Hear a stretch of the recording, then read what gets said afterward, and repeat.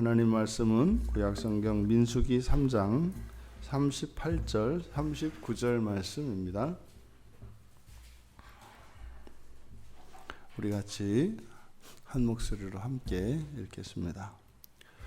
성막 앞 동쪽 곧 회막 앞 해 돋는 쪽에는 모세와 아론과 아론의 아들들이 진을 치고 이스라엘 자손의 직무를 위하여 성소의 직무를 수행할 것이며 외인이 가까이 하면 죽일지니라. 모세와 아론이 여호와의 명령을 따라 레위인을 각 종족대로 계수한즉 1개월 이상 된 남자는 모두 22,000명이었더라. 아멘.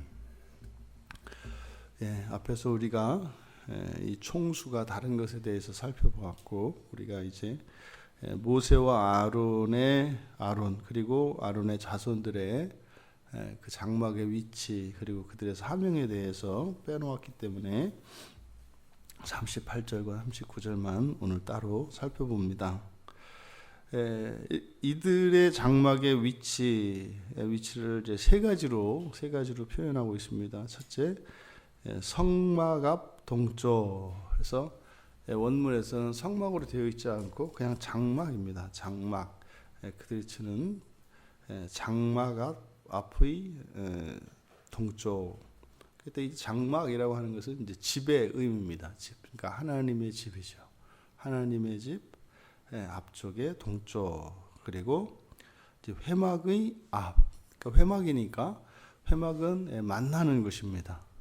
전체 만나는 자리. 그래서 회막의 앞에 의미하는 것은 하나님과 이스라엘 공동체가 만나는 그 중재, 그 맨 앞자리가 이제 이들이라고 하는 뜻이죠. 그리고 해 돋는 쪽입니다. 이렇게 이제 세 가지로 이들의 위치를 나타내고 있습니다. 근데 여기서 보면 지금 이스라엘 자손들이 그 장막을 치는 그들의 이스라엘 자손들의 진영 배치 순서와 이 레위 자손들의 그 진영 배치의 순서가 좀 달라요. 이스라엘 자손들의 진영을 배치할 때는 이제 동쪽으로부터 시작을 했지 않습니까? 유다 진영이 이제 동쪽에 위치하면서 동남서북 이렇게 돈다고요. 근데 레위 자손들의 장막의 순서는 이제 열거한 순서는 남쪽부터 시작을 했죠. 그래서 남서북 동으로 이렇게 이제 마무리가 됩니다. 그러면 이들이 이렇게 이제 성막을 중심으로 이렇게 동심원 구조를 이루고 있는 것을 보게 돼요. 그러니까 뱅글뱅글 돌게 되는 거죠. 유다로부터 해서 한 바퀴 쭉 돌고 나면 그래서 동남북서 한 다음에 다시 또 동남북서 동 이런 식으로 됩니다. 그 중심에 성막이 있는 거죠. 그리고 성막을 중심으로 해서 이렇게 달팽이처럼 동심원 구조로 되어 있는 것을 알 수 있고, 또 이스라엘 자손들과 레위 자손들의 그 지파 진영들의 순서를 보면 일렬로 이렇게 쭉 배치가 되는 겁니다.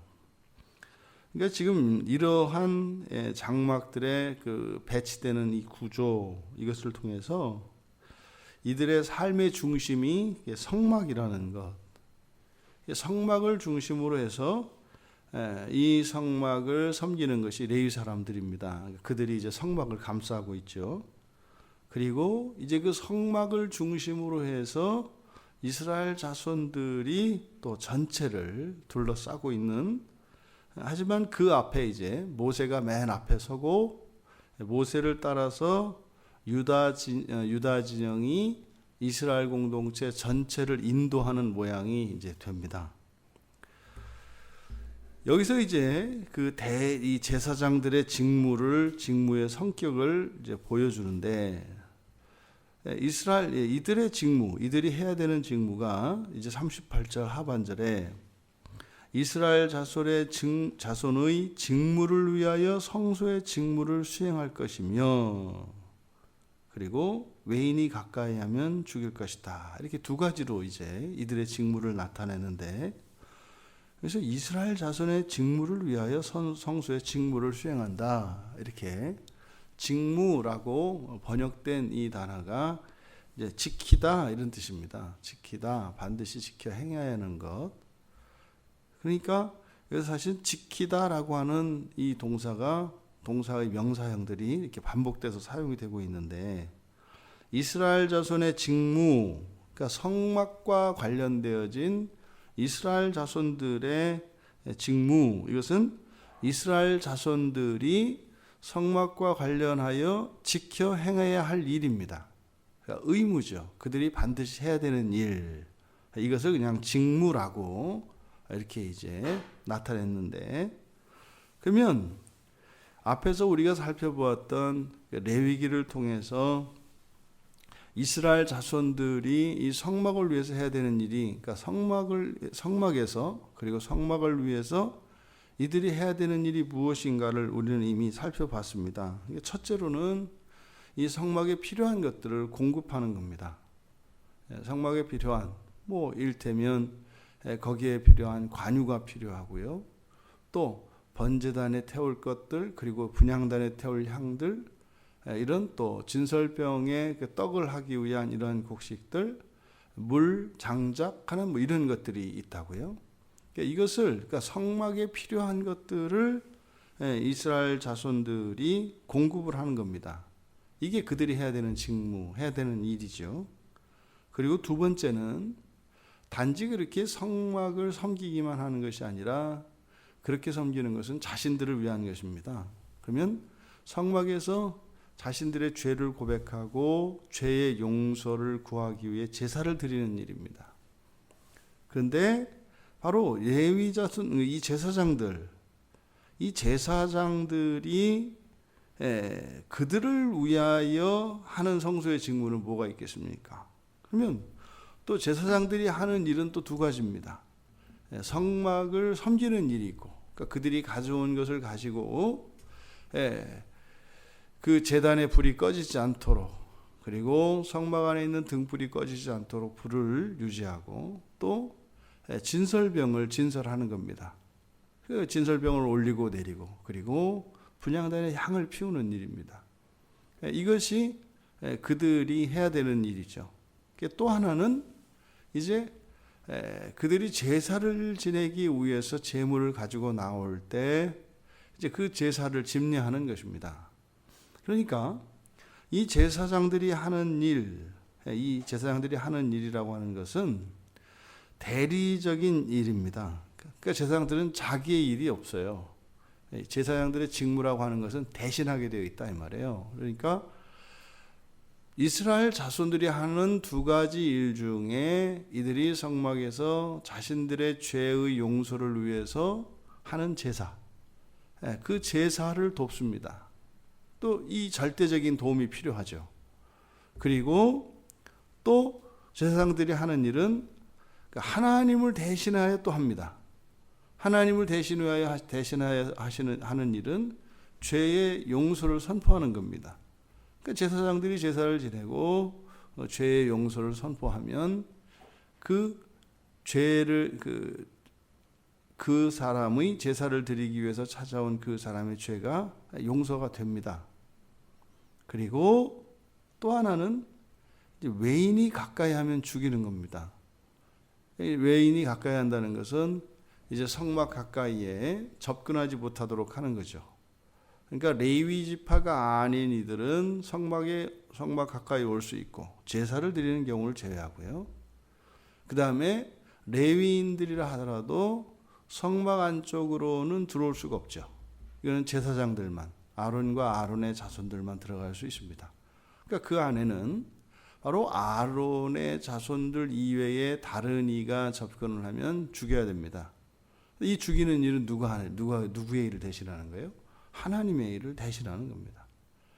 그러니까 지금 성막을 중심으로 해서 배치되어 있는 이스라엘 진영을 통해서 그들의 삶의 중심이 성막이라는 것을 우리가 알 수 있었는데, 바로 이 제사장이라고 하는 이 사람들은 바로 하나님을 위하고 백성들을 위하는 대리적 삶을 살아가는 사람들이라는 것을 우리가 알게 됩니다. 그러니까 이 사람들은 하나님을 대신하는 사람들이고 또 이스라엘 자손들을 대신하는 사람들입니다. 이것이 우리 그리스도인들의 삶의 정체성입니다. 이제 우리는 예수를 만나기 전에는 우리 각자는 우리의 인생을 삽니다. 나를 위해서 삽니다. 그런데 이제 예수를 믿고 참된 하나님의 소유가 되어 레위인이 되고 제사장이 되어 가면 점점점 우리의 삶은 대리적 삶이 되는 거예요.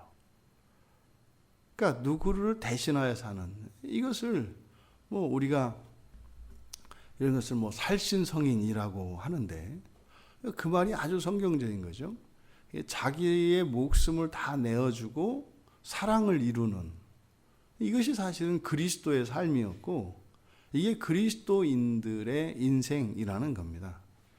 그러면 철저히 나 중심적으로 나를 위하여 살아가던 사람이 이제는 하나님의 소유가 되면 일어나는 가장 중요한 변화는 인생의 목적과 인생의 방향성이 달라진다는 거예요.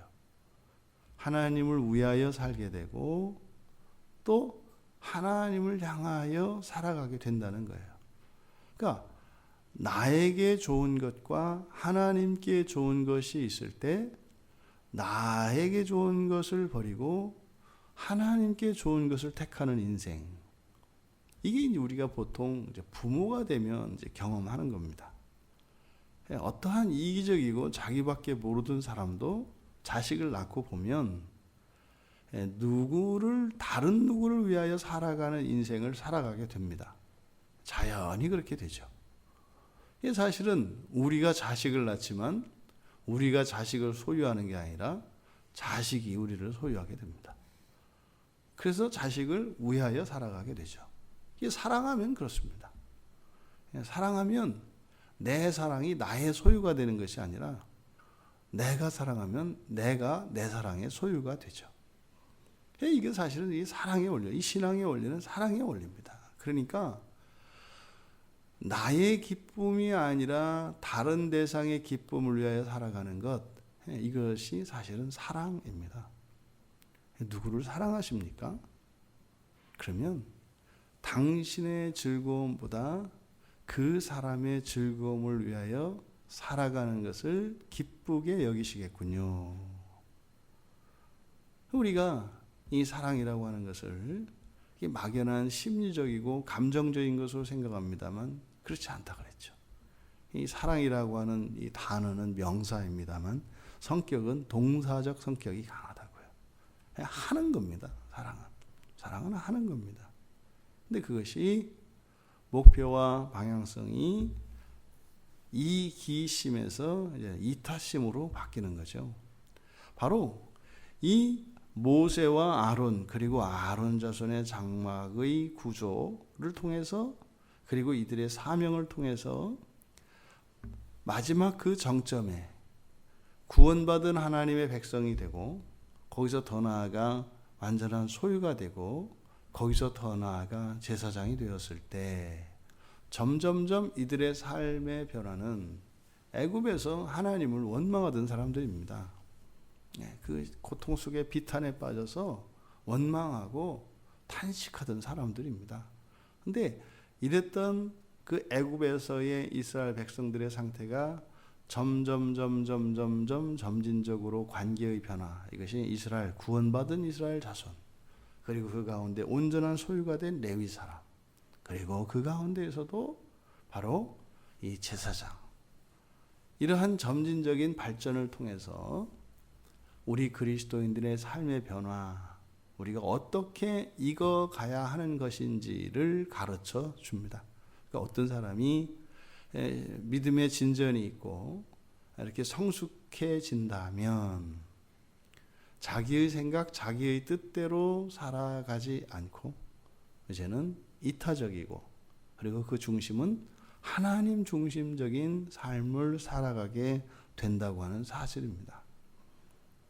그 모범이 우리 주 예수 그리스도 아니십니까? 그리스도께서는 노예의 상태에 있지도 않으셨습니다. 오히려 가장 영화로운 상태에 계셨죠. 존귀와 영광을 한 몸에 받으시기에 부족함이 없는 분이셨죠. 그런데 그 예수님조차 사랑의 삶을 사시려다 보니 사랑하는 대상인 이 죄인들을 위하여 죄인들을 중심에 놓고 살아가신 것을 우리가 알 수 있습니다. 그러면 아무것도 내세울 것도 없고 정말 애굽의 노예의 상태와 같이 바벨론의 포로와 같은 삶을 살고 있는 우리들의 삶의 질서는 그러면 우리를 사랑하시는 그 하나님을 중심으로 재편되어야 한다는 것입니다.